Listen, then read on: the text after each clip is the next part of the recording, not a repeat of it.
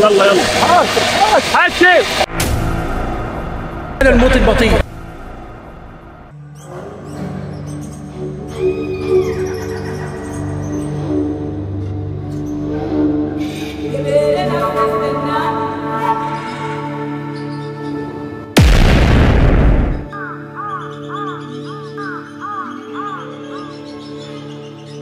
أنا دلوقتي في قلب الجبل. الرحلة دي مش سهلة خالص، لازم نتوغل في قلب الجبل من 7 ل 10 كيلو عشان نوصل لواحدة من أخطر الشغلانات في العالم. شغلانة بيسموها الموت البطيء.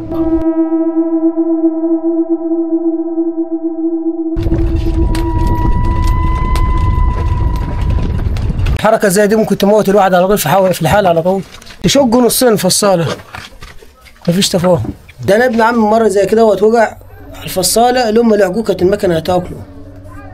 بتطلع عليه يعني اول ما بيقع تطلع عليه المكنه تشقه نصين على طول. اول ما بتطلع الفصاله وهو بيقع على ظهره بتعدي عليه المكنه على طول.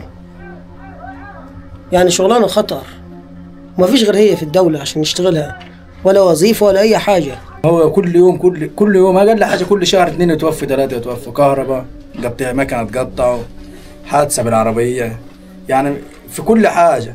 عربيه تتقلب بيهم تموت 3 4، حد تفوت في المكنه تموته، يمسك كابل عريان يتكهرب يموت. زي ما انتم شايفين يا جماعه الجير هنا مالي الجو بطريقه جامده جدا. انا الحبه اللي انا فضلت فيهم انا بصراحه مناخيري وصدري ما بقتش قادر من الجير. الله يكون في عون الناس اللي هنا حرفيا. يعني الشغلانه دي يا جماعه بالنسبه لي اخطر شغلانه انا شفتها في حياتي. من اخطر ما يكون الشغلانات، من اخطر الشغلانات.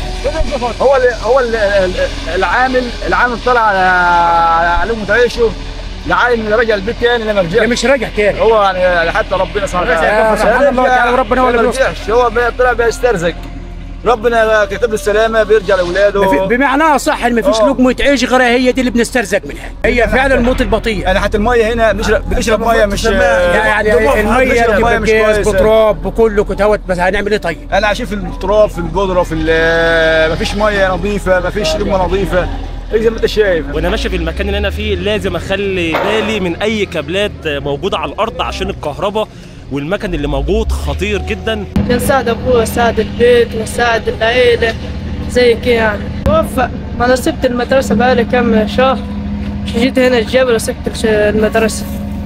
ممكن في الاسبوع يروح 3 ايام المدرسه، 4 ايام يشتغل، 3 ايام المدرسه، 3 شغل. ايوه زي كده يعني. عشان يساعد والده بس. 3 انفار شغالين بنساعد ابويا، نساعد العيله ونساعد كده عشان لقمه العيش. انا شغال هنا بقالي 4 سنين في الجبل، بعمل شاي، بعمل لهم فطار زي كده يعني، فضي ميه فضي جاز، بس هذا كل اللي بعمله. نفسي ابقى راجل مجاهد كده في الشغل وفي كل حاجه، اجيب لقمه العيش. انا نفسي اجيب لهم اللي هم عايزينه، كل اللي يطلبوه اجيبه له، بس هذا كل حاجه يعني. بس ما لهاش دية اساسا. انت ديتك يوميتك، بالزياده يوميتك خلصت ويومك خلصت، مالكش حاجه، ولا لك تامين ولا لك اي حاجه، ولا اي مستقبل، ولا في مستقبل. بس نحمد الله ما فيش غير هي. هنشتغل ايه؟ سبناها نقعد في البيت مش هنلاقي شغل، تيجي من البيت لروح ولا تعليم ولا اي حاجه. ده جاي من اسيوط عشان يشتغل في المحاجر هنا. يا باشا انا جاي من اسيوط من اخر الدنيا عشان اشتغل هنا، ويا عالم لا روحت لعيالي لا ما روحتش انا ونصيبي. الشغلانه دي كلها خطر في خطر، وانا شغالين تحت رحمه ربنا بس، هو ربنا اللي بيسرها معانا. هي تتعب الكلى، تتعب الكلى وتتعب الصدر، يعني هتعمل حصوات على الكلى تسد صدرك، البودره دي ما تخش على الصدر ما تسده، وعله الناس هنا حصوات على الكلى كلها. اول ما تطلع ما تاكل اللي وراها، اهم حاجه اللي يشتغل يخلي باله على الشغل. لما بتطلع من الجبل ممكن تعور اللي وراها، تعور على طول. شغلانه حياه وموت، احنا شغالين على كف الرحمن. اصعب حاجه شفتها بحياتي هي الشغلانه دي. اي شغل تاني اللي فيه رحمه عن كده، وفي نظافه وفي لبس وفي حاجه نظيفه، لكن هنا مفيش. انا عايش في تراب، بتاكل في تراب، بتشرب في تراب، عيشتك كلها تراب في تراب، ونام على تراب. يعني العيشه كلها زفت، واكلنا تراب، وعيشتنا كلها هنا تراب في تراب، وشغالين في خطر وشغالين في تعب، وشغلانه كلها شقر. بنقوم الساعه 5 الفجر بنشطب الظهر، الواحد بيشطب شغله وبينام، مش بيحس بروحه من التعب. مفيش اي حاجه امان، انت بتلف لماظ الشال على دماغك وخلاص.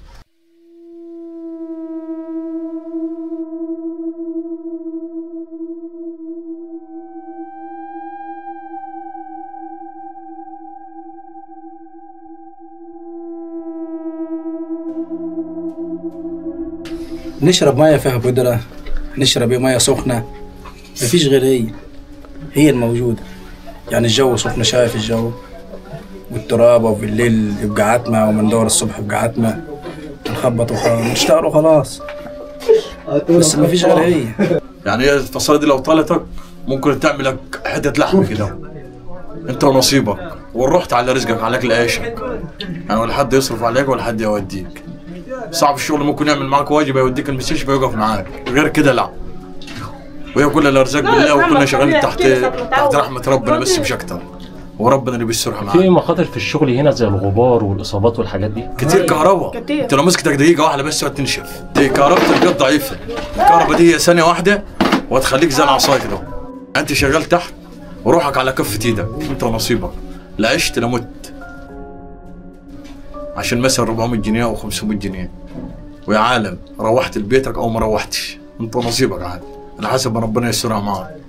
انا بحلم بحاجات كتير، بحلم ان انا يا ربنا يبعدنا عن الشغلانه دي باي شغلانه غيرها، حتى لو 200 جنيه بس بعيد عن الشغلانه دي. الشغلانه دي كلها خطر وكلها غبار وكلها كهرباء وكلها مكن وكلها الحمد لله يعني ربنا سترها معانا بس مش اكتر. انا مشيت تحت رحمه ربنا. وانا ماشي في اسلاك كتير على الارض وكهرباء كتير، فالواحد يعني المفروض وانا ماشي اخلي بالي وابص تحت رجلي، لان الكهرباء هنا شديده جدا جدا.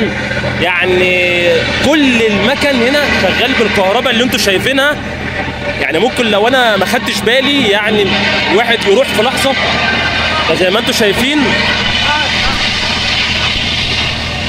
بصوا يا جماعه زي ما انتم شايفين ده المنزل عشان تنزل تحت هنا في المحجر، والكهرباء زي ما انتم شايفين لازم الواحد يخلي باله.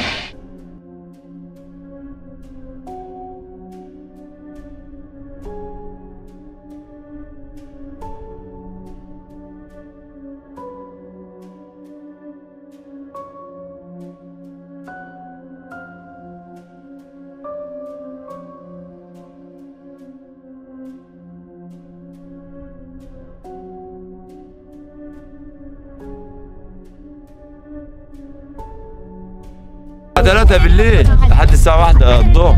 هو اعتماد على شغل الجبل، يقف الجبل خلاص بقى فيه بطال الوقت، بيشتغل اسبوعين ويريح اسبوع. هو ربنا المستعان. ايوه يوميا على الله كل يوم. وانت شفت النهارده جيت وشفت الشغل ووضع الشغل قدامك على الطبيعة.